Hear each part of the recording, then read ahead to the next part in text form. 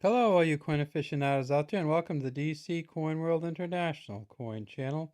Today we have the Jefferson nickel from 1954, and the Jefferson nickel from 1954 has a lot of error coins for it, and so let's just take a look at it. Now, this coin is a Jefferson nickel which was made from 1938 until 2003, pretty much in this exact same form and shape, except for some war nickels, which came out in mid 42 to 19 mid 1942 to mid 1945. This 54 nickel has a bunch of error coins, but most of them are not related to this particular nickel. Let's take a look at the front of the nickel first. It says, "In God We Trust," in front of Thomas Jefferson. Behind him, it says "Liberty" in 1954. And you can see that this is a very well defined printing here. We can really read the 50, the 4, see the stylized 9, 5, 4, and how it kind of swings through. The problem that occurred with these nickels was when they minted the proof sets at the Sacramento Mint, and they kind of messed up a lot of them. Now, I don't know whether it was the planchette was messed up or whether the processes were messed up. This is not a Sacramento, as you can see, though. This is a D. And it's also not a Sacramento, as you can see, because it's not a proof set, and it's not shiny, and I can't see my pen in it. So when we look at this particular coin, we don't see a massive amount of value to it, probably 8 to 10 cents. But this one's probably not even worth that. I mean, there's no definition here at all. If I told you there were steps here, you'd say, okay, yeah, there probably are. If I told you there's a doorway here, you'd say, well, okay. I mean, it should be in the front of a building, but you really can't see it on this one. Maybe you can see it a little bit way in there. You can't see any of the definition over the doors or the window up here or any of the kind of stuff in the foreground of this building.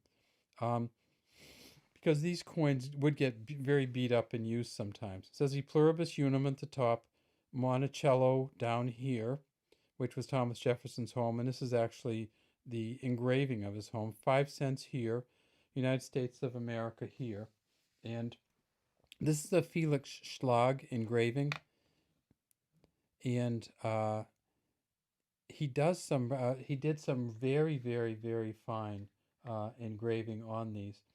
And if we look at this edge, we see that it is a smooth edge, and then we see that there is a kind of inner rim here that kind of sinks down in. The problem with that is that that made this stick out even more.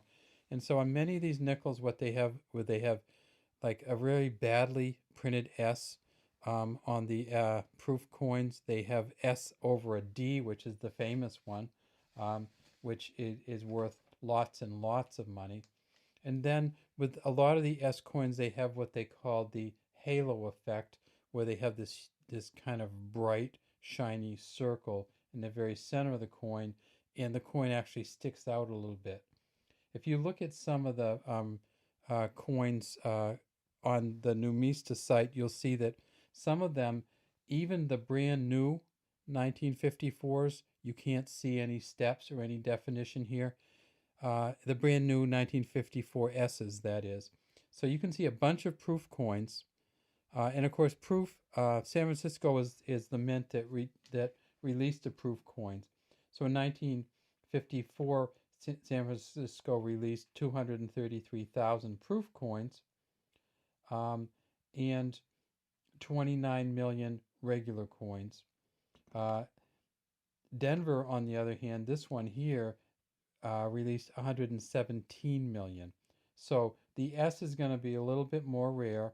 The S over the D is rarer still, and the little mint errors on the proof coins are not really that rare at all.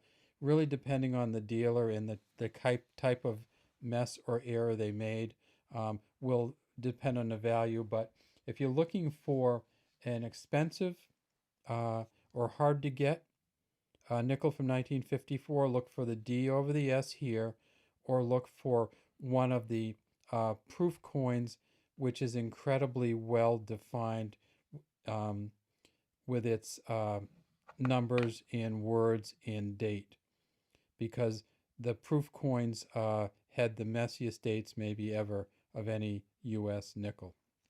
All right, that's all we have today for you from the DC Coin World International coin channel. We love these coins, and if you love these coins too, feel free to subscribe to our channel and leave any comments you have in the comments section.